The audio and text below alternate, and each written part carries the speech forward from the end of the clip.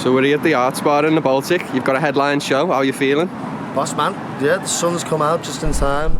Can we leak the very special guest? No. Well, this will come out well, afterwards. You're somewhat of a very special guest. Yeah. So that I'm the very special guest. Yeah, getting up, you're going to be getting up.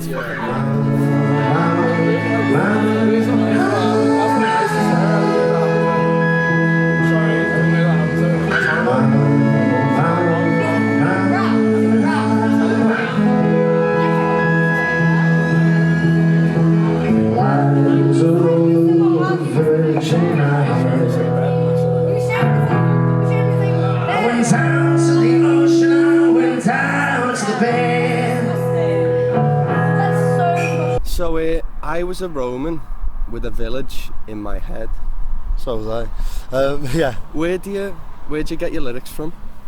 Fuck knows. That one was. So that originally started as like a 30-second song, and it was just like a throwaway tune. So I was like playing it at my mates, and we had like a drink and that. And he was like, "Oh, what's that you're playing?" And I was like, "Oh, it's just like this silly thing."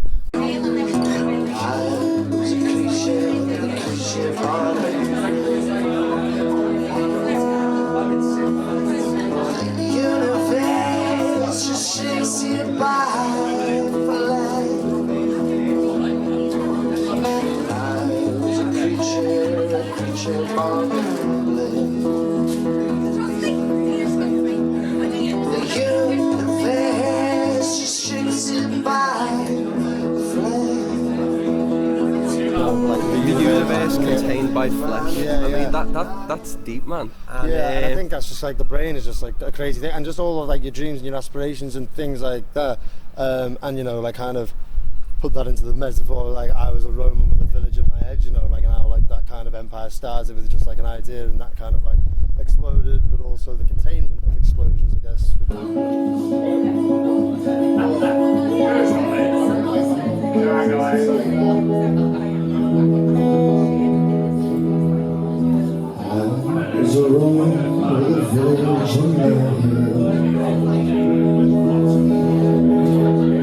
Right. Well, I think you know David Lynch, the filmmaker. Yeah. His movies are quite surreal in that the meanings sometimes they don't have to be explained or be literal. They could, like, it's about the interpretation. And is it something in that sense, or? Yeah, I mean, for me, like I write songs for myself, you know, and then sometimes you like, I don't know, have to push people in the right direction of what it means, because people just sometimes won't get it. And then sometimes I'll just write like a pop song, which is just like, you know, very easy to kind of understand, and that's sometimes easier but sometimes harder. Like melody wise, it's probably it's harder to make a simple song, do you know what I mean, than it is to make a complex song. You know, it's easy to make prog rock in the sense that it doesn't necessarily have to be the most catchy thing, and it's harder to write, you know, She Loves You or whatever. Right. But I think when it comes to like when I write, it's always like I'll start off with kind of saying like not nonsense, but it's like I've later realised it's just subconscious coming out. So I'll start like playing the guitar and the melody will come out with some lyrics, and I'm like, what the hell am I talking about there? And then I'm like, okay, well let's kind of just like follow that on with like another line.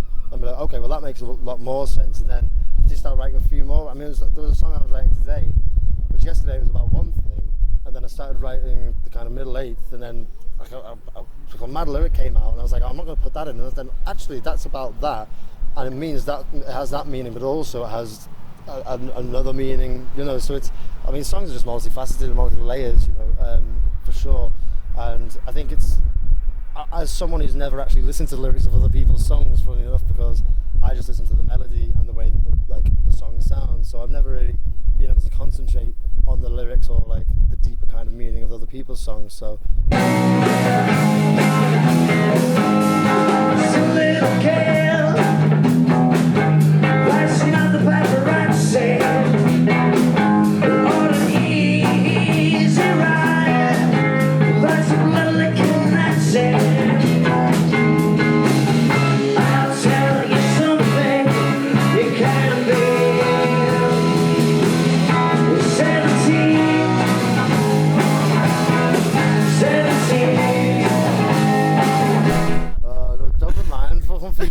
Jesus Christ, Kieran. I was thinking, Am I going to cut this out? for sure, cut that out, yeah.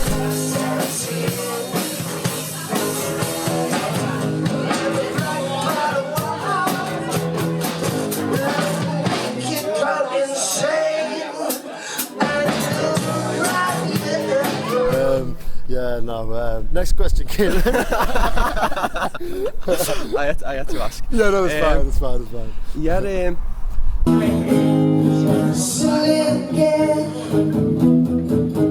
That's not the paparazzi or an easy ride.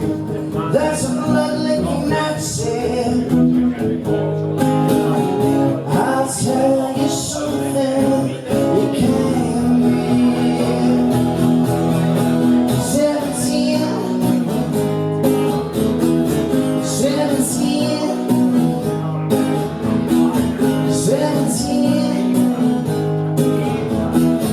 17 I want to ask you about 17.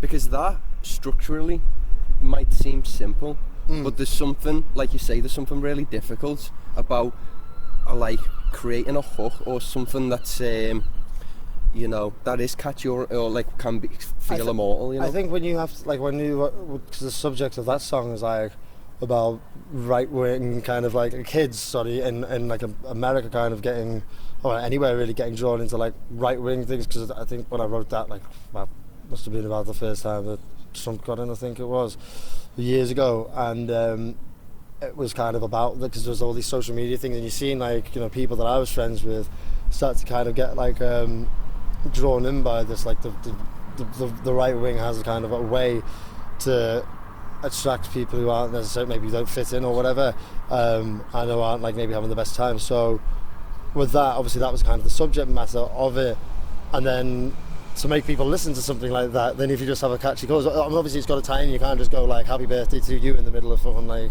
a concerto or whatever, but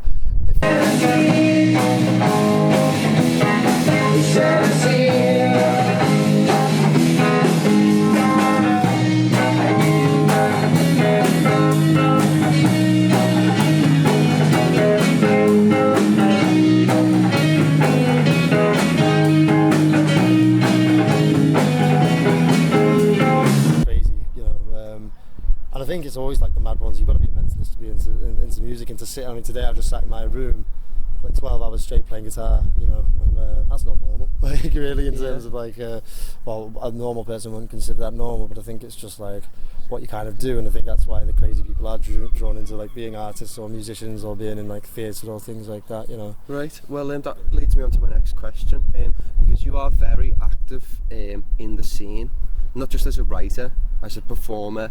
You're going out to watch other people even when you're not playing. You're organising events yourself in all over the city. Where does your drive come from? Like, because it's I don't know, I think you kind of like fall upon it really, because I used to hate doing events when I used to do them years ago, and then I know later on when you kind of get your kind of, I don't know, the model down of it, and then they become like quite successful, you kind of like, you enjoy, no one enjoys doing something which is like not going great, and then as soon as it kind of clicks in, then it's more enjoyable. And another aspect of it is like growing up and seeing like, doing events at the Cavern, for example, and seeing like people's like families and stuff watching their kids play at the Cavern, or watching their mates and things like that, and you see how much it means to people. So that's definitely an aspect of that. And but really, I just like the music industry is just like so like vast. Like I've never met one person in the music industry who just like does one thing and says, "Oh, I'm a producer" or whatever. Everyone does like a million different things. So, everyone, I'm going to start with a new one, so be kind, I've been young, I've been stupid, I've been blind, I've been foolish and loud. But I take it on the chin because I want to feel your touch.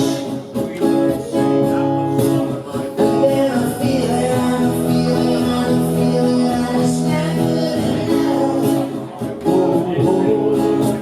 Well, I've been young, I've been stupid, I've been blind.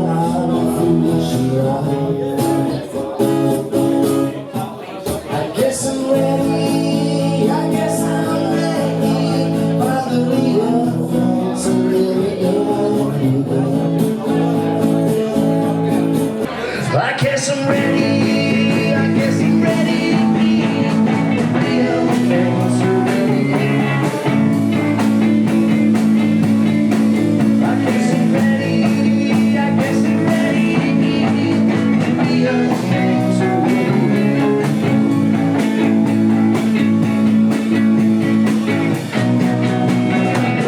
I've been stupid, I've been blind, I've been foolish and loud.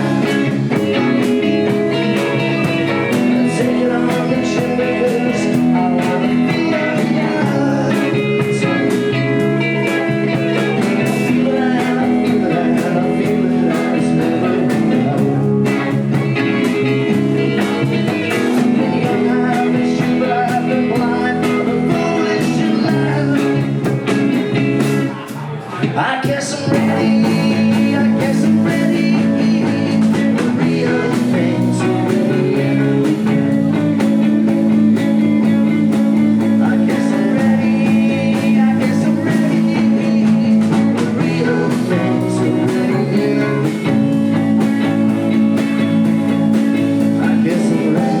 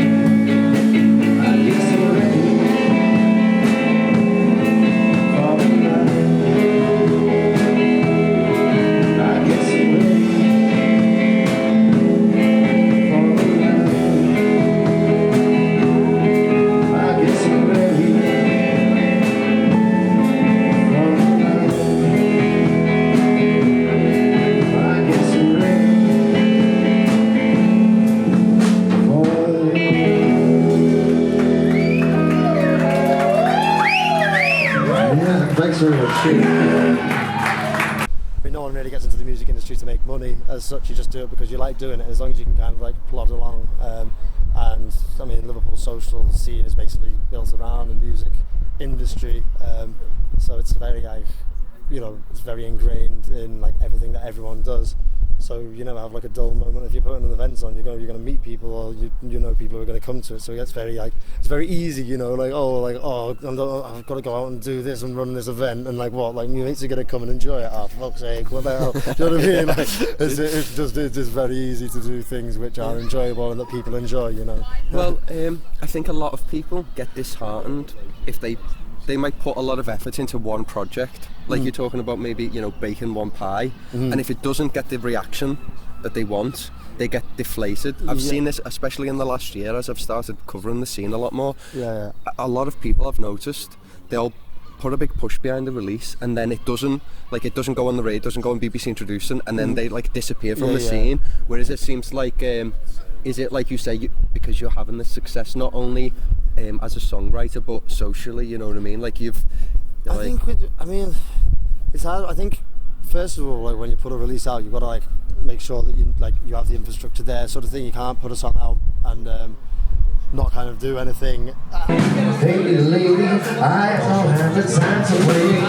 Just maybe it's all I get ready, and you run crazy about that hazy you. And lately I haven't got the time to do.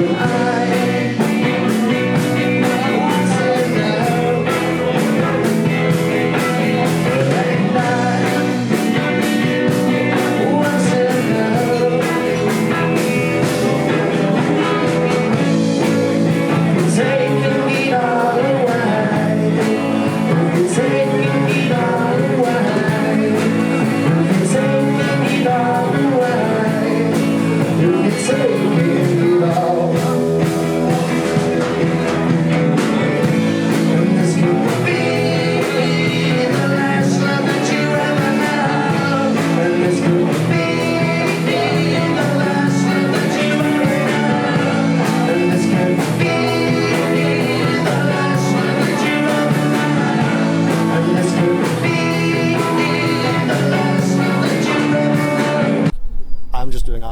sake now, you know, because it gets to a certain point where it's like, okay, well, I like writing songs and I like releasing songs, and see the amount of effort that the people go through, 15 years or whatever, like going on the road, you know, to even get like a certain level of thing.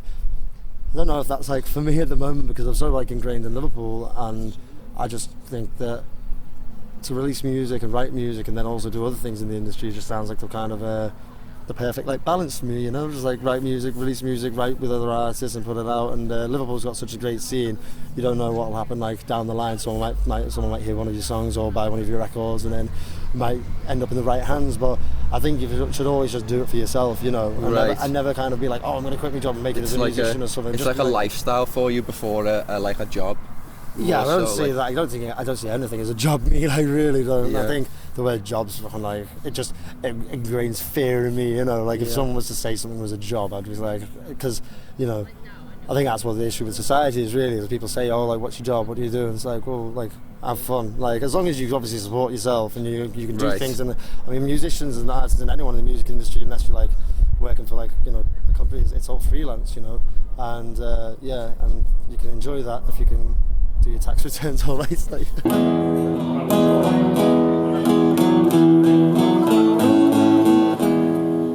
It's over, it's over, and that style, that's a flavor, and a taste that I can't get back. I'm feeling lower, longer than I ever had. Well, it's over,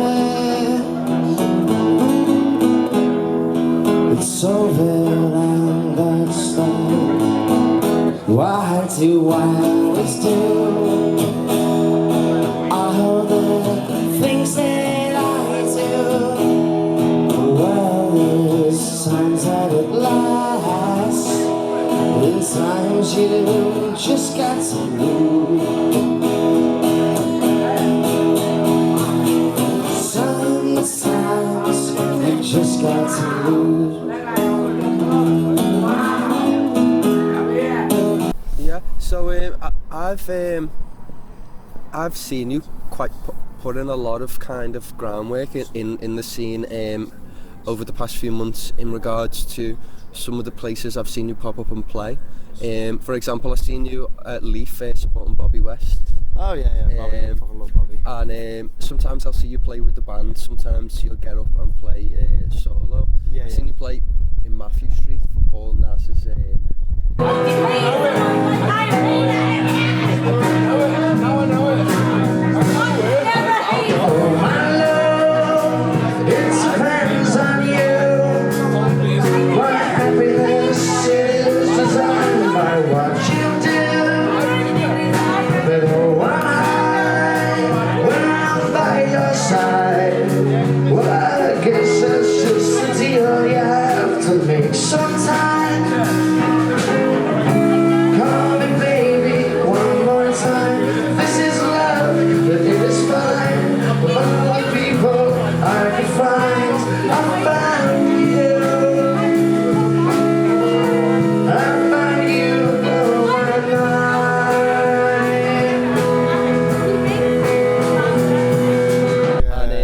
I want to ask about that is so dynamically, so if we take 17 and I Was a Roman, they're very different in like loudness. Yeah. And how do you structure your set where like you know that like you need the crowd to be captivated for certain moments, and then other times you're going to hit them in the face with this song? Do you think much about like your set list? I think definitely, and I think again, I think you can tell when people don't think about the set list, like when you watch them play, because it's just like, you know, you're going like, what are you doing, you know, like, that's fine for some people, but really like the main thing is like it's like you're writing a short play, you know. It's like you got to have a start, middle and an end, and that's why I always like having a bit of like an intermission, an acoustic intermission, you know, when we do like a full band gig, you know, halfway through ish, play it, like get the acoustic out, just it splits it up a little bit, you know, and it's like it's just good to like break things up, because I think sometimes if you just like I always have a tendency just to rush through a set, and just go through it and then even if you've timed it in band practice and it's been 30 minutes, you get to the end, it's 22 minutes because you're going bam, bam, bam, and so it's nice just to have a little bit of a breather, take everything in, and like obviously that is usually the song that we kind of do acoustically in the middle and that. But the reason I ask and why I'm curious is because I would be really anxious about the crowd talking over my quiet song. You know what I mean? Well, it's so bad, so very last night. Why do I always do all the things that I do? Well, those times that it lasts, the times you just got to lose. You just got to lose.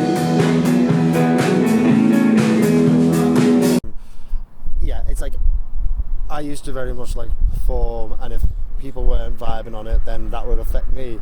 The issue with that is then they see you, so they didn't even like you as is, and then they see you not liking it, and then stop liking it even more. So if you get up there and you just absolutely smash it, people you can tell it's a bit of an inside joke. Someone's not enjoying it, Sam, well, I'm going to enjoy it, and then you're going to look like the dickhead who's not enjoying it, and then everyone else will start enjoying it.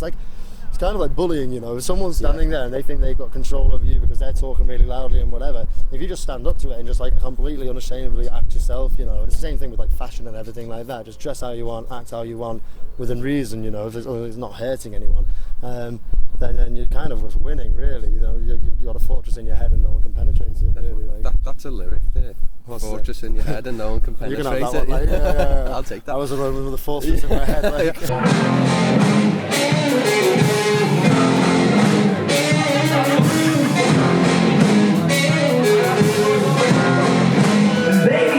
know.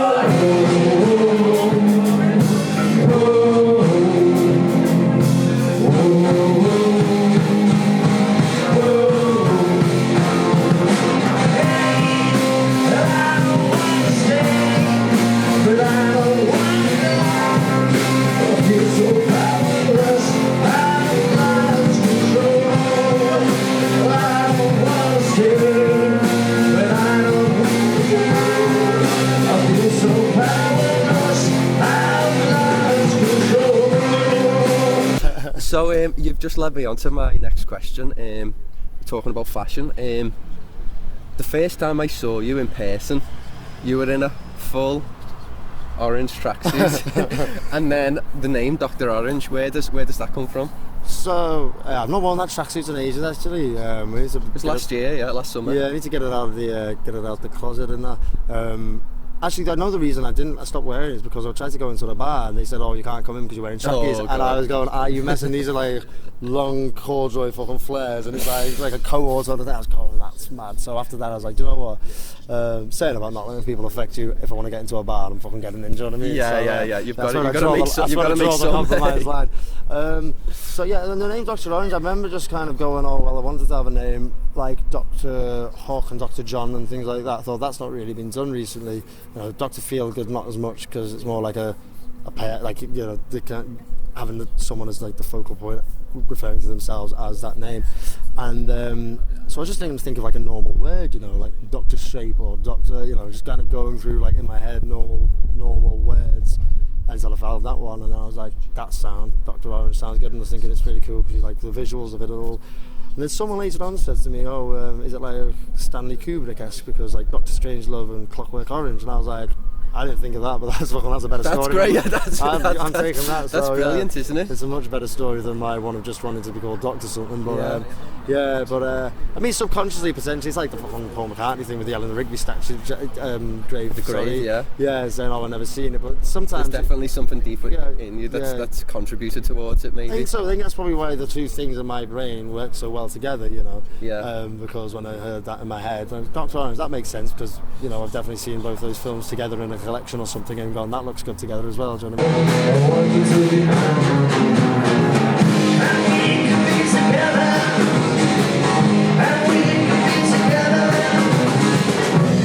We could be together, baby, if you know what I mean.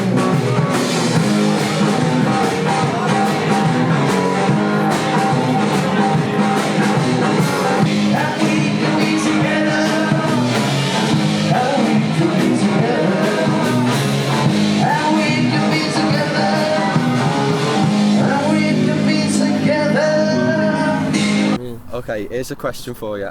This is something that's just occurred to me. There's a rapper called Professor Green. Yeah. Could you and him like team up? As like, you know, with Mr. Blue or something, you know what I mean? Like, no, I was trying to think what colour that make, but I don't think it does. Orange and... no, but you know, Doctor, Professor, Yeah. orange, green. Oh, It'd be like there's like a, you know. Yeah. I don't know, I'll get his people to call my people, but we probably won't answer because it's only me. Like, my phone's over there. I don't know.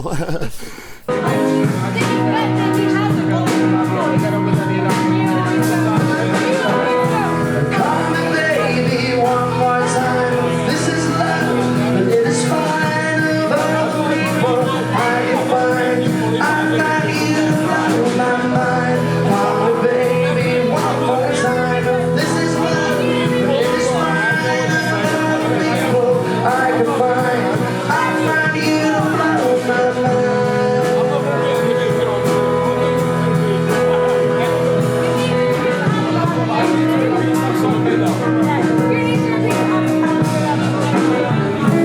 Call me baby one more time. This is love, and it is fine. Of all the people I can find, I found you. I found you to blow my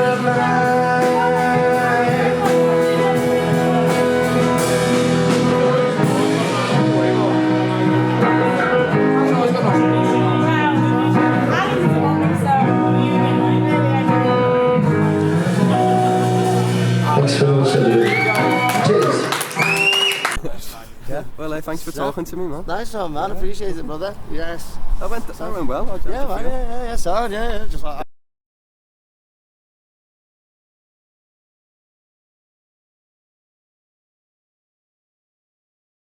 Thanks very much.